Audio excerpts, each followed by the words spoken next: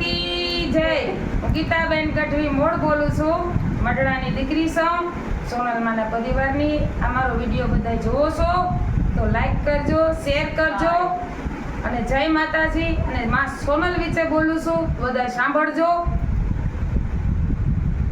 આવતી રે જય રે સોનલ માં, આવતી રે જય રે મારા મઢડાને ટીમે સોનલ, આવતી રે જય રે અવતારો ધરતી રે જય રે અવતારો ધરતી રે જય રે મારા હમીર બાપુને એને હડે સોનલ, આવતી રે જય રે।